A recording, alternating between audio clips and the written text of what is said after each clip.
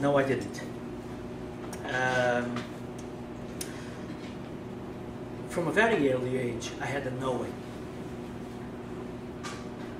There was an inner knowing within me that made me very restless.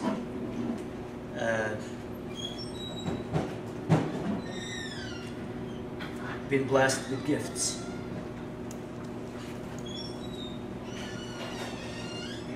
I was the kid that the people, I grew up in Portugal in a small village called Olhão, and people would come to me and ask me questions since I was a very young kid. And my mom tried to shelter me from that. She didn't want that. Even the gypsies would come and ask me questions. And so I always had a knowing that I could never explain. And it was only when I stopped asking why with these visions and why with this knowing, and I began to let myself fall into the deep, that I began to finding my peace. It's an everyday practice. Every day. Some days it's wonderful. Some days is a royal pain in the butt. Okay? It's just as it is. Some days the visions that I'm provided with, the knowing that I'm provided with, it comes and it's wonderful to rejoice. And some other times, especially when I have to keep my mouth shut, it's draining, to say the least. But it's every day. And I'm very much afflicted with thoughts of lies. I myself have to reinforce myself on the inner divine love. Thank you. Does that answer? Yes, thank you. Anybody else? Please, ask away. I love questions. How did you get to be at the San Francisco CCC? I am a recovering addict.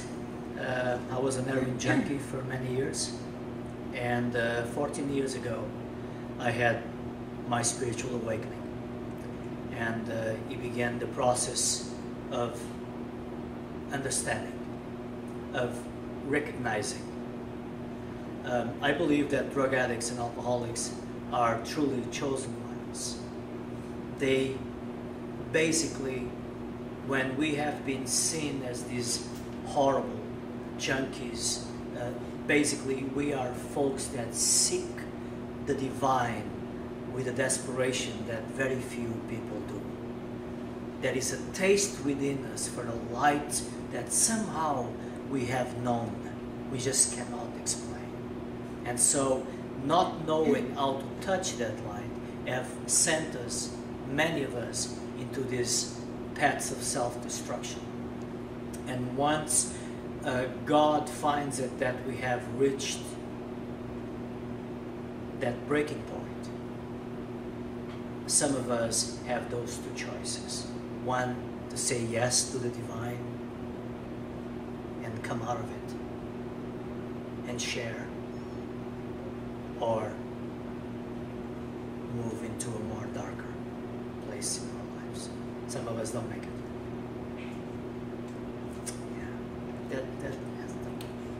I would just like to add to that my son went through basically, or something similar to you, and an accident finally was what turned him around when he realized he was meant to be here because he should have been dead a number of times before that. Yes. And that's also kind of what turned his life around, because he was like he couldn't find where he belonged.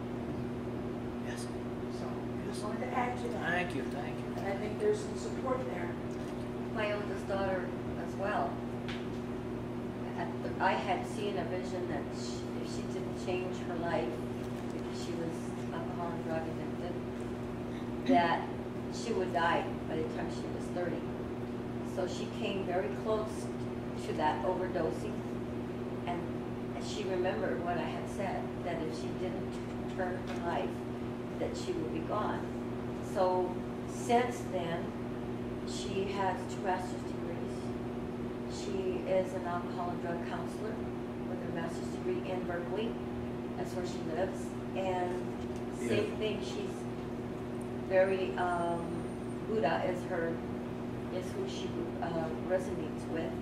So she has gone through, she's got at least 4 books in her, you know what I mean, because of her experiences. But she's shared a lot with me, and we have repaired our relationship so that we can speak without fear of hurting the other and yet saying our truth. Thank you for sharing that. That's really good. Thank you for sharing that. There is something very beautiful that happens in humankind when we share from the heart. When we want to impress, we put on this mask and we say things. But like rain against, a window, just there's no substance.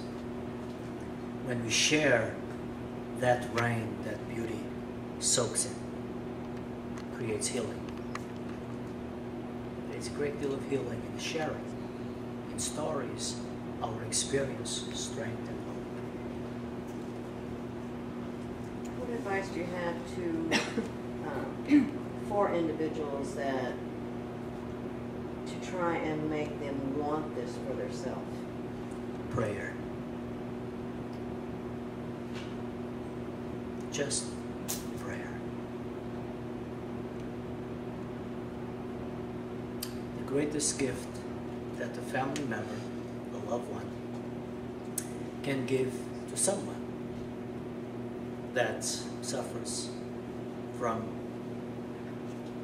drug addiction, alcoholism, is to let them know that they are loved. Step aside and pray.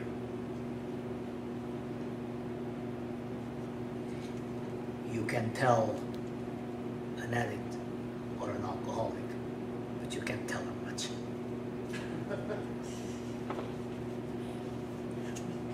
St. Jude was my buddy.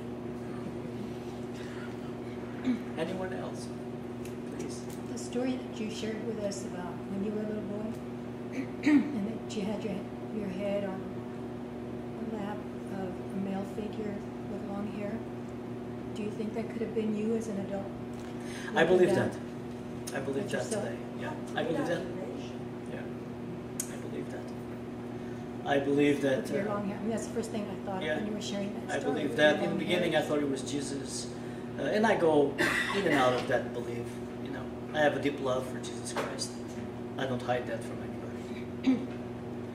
I have a big love for the Buddha, and I don't hide that from anybody.